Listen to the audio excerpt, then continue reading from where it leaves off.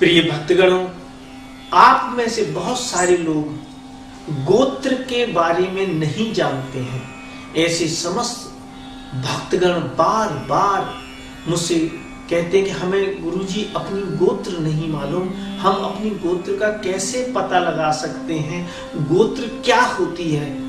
तो आज इसी विषय पर चर्चा करने के लिए मैं आप सबको गोत्र क्या है उस बारे में बताना चाहूंगा। प्रिय भक्तगणों, जब ब्रह्मा जी सृष्टि का निर्माण कर रहे थे तो उन्होंने सृष्टि में वृद्धि के लिए विभिन्न ऋषि मुनियों का निर्माण किया। सनातन, सनकादिक, नारद जी, परशुराम जैसे बहुत सारे ऋषियों का समय समय पर निर्माण किया, सृजन किया और उनसे कहा कि आप अब गृहस्थ जीवन में प्रवेश कर जाएं। मगर उन सभी ऋषियों ने, जिनमें नारद जी और परशुराम जी भी शामिल थे, गृहस्थ धर्म में प्रवेश करने से मना कर दिया और सन्यास के पथ पर अग्रसरित हो गए। यह देखकर ब्रह्मा जी को बहुत निराशा हुई। आखिरकार उन्होंने कश्यप, अत्रि, भारद्वाज, विश्वामित्र, गौतम, जमदग्नि, वशिष्ठ आदि 7 ऋषियों का पुनः निर्माण किया या रचना की और उन्हें आदेश दिया कि मैं आप सबको आदेश देता हूं, आप वैदिक धर्म के प्रचार और प्रसार के साथ गृहस्थ धर्म का भी पालन करें और संतान उत्पत्ति करें। उन सभी ऋषियों ने, जो 7 ऋषि थे, उन्होंने ब्रह्म देवता की, ब्रह्मा जी की बात मानकर उनके आदेश को सिर माथे पर लिया और वैदिक परंपरा को आगे बढ़ाते हुए गृहस्थ धर्म में भी प्रवेश किया। यही अनंततः सप्त ऋषि कहलाए और इन्हीं समस्त सप्त ऋषियों में से किसी एक ऋषि की संतान आप में से कोई न कोई व्यक्ति है। कोई कश्यप ऋषि की संतान है, जिनकी शुरुआत कश्यप ऋषि के बाद सूर्यदेव भी उसी वंश में पैदा हुए थे, भगवान शनिदेव भी उसी वंश में पैदा हुए थे। तो यही सूर्य वंश कहलाया। उसी में आगे चलकर भगवान श्री राम का भी जन्म हुआ था। अत्रि गोत्र में जो अत्रि ऋषि की संतान है, उसमें चंद्र देवता ने जन्म लिया, चंद्र देवता से बुद्ध देवता ने जन्म लिया। इसी वंश में आगे चलकर भगवान श्री कृष्ण का जन्म हुआ। तो ये सब अत्रि ऋषि की संतान कहलाए। तो इन सब की गोत्र अत्रि है।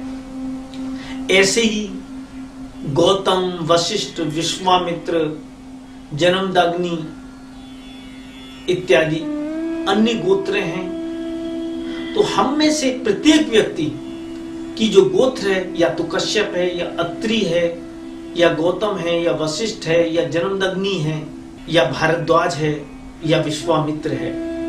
इन्हीं में से यही हमारे फर्स्ट एंसेस्टर हैं, यानी हमारे प्रथम पिता हैं। हम इन्हीं के वंशज हैं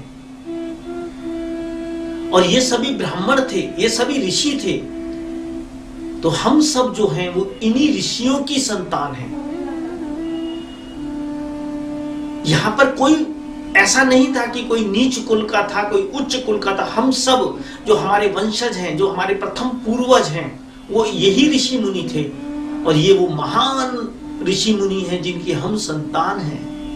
तो यही हमारी गोत्र कहलाती है, यही हमारे पहले पूर्वज हैं।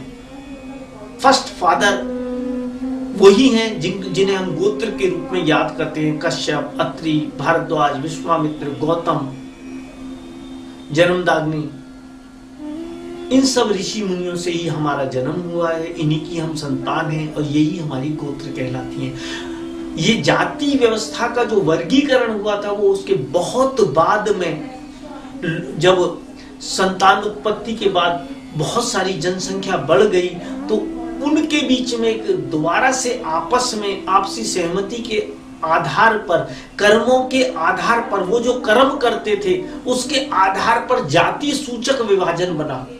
एक्चुअली वो जाति सूचक नहीं था, वो कर्म सूचक था, जिसे आज हम जाति कहते हैं। अरे जो व्यापार करता था उसे हम बनिया कहने लगे, जो मंदिरों में बैठकर पूजा पाठ या आचार्य थे या गुरुकुल इत्यादि चलाते थे, उन ऋषि मुनि को पंडित कहने लगे, ज्ञानी कहने लगे। वो पंडित थे।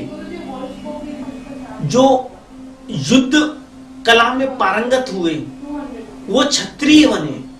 तो ये कर्म के आधार पर हमारा विभाजन था। लेकिन आज अगर कोई बनिए का लड़का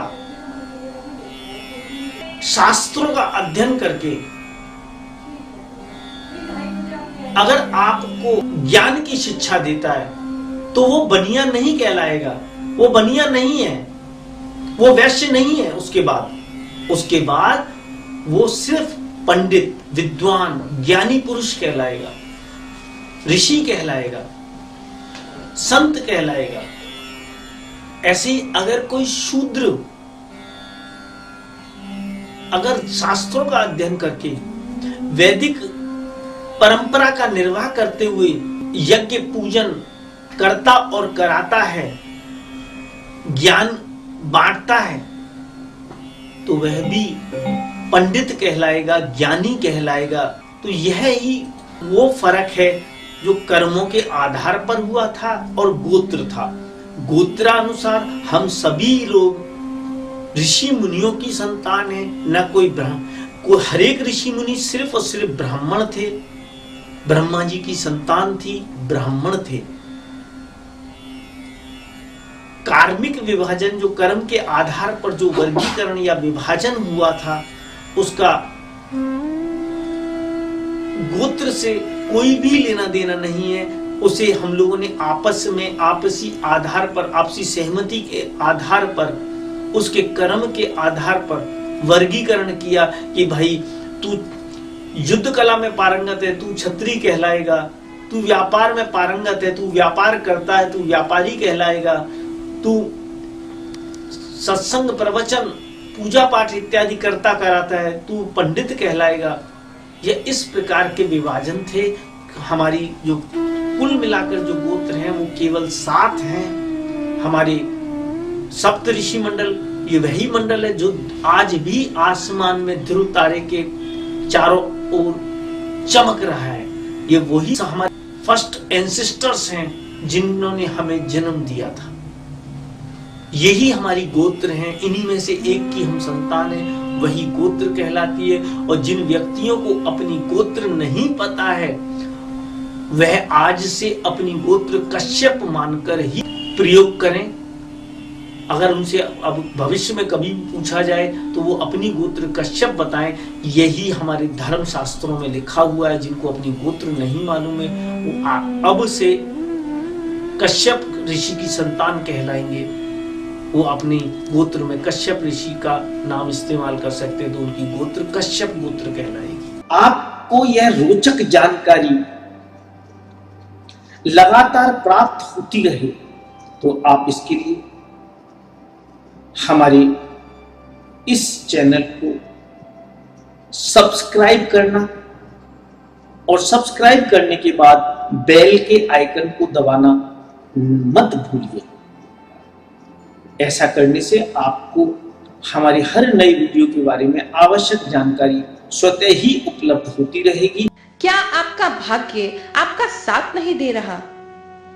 क्या आपके किस्मत के सितारे गर्दिश में हैं? क्या बैड लक आपका पीछा ही नहीं छोड़ता?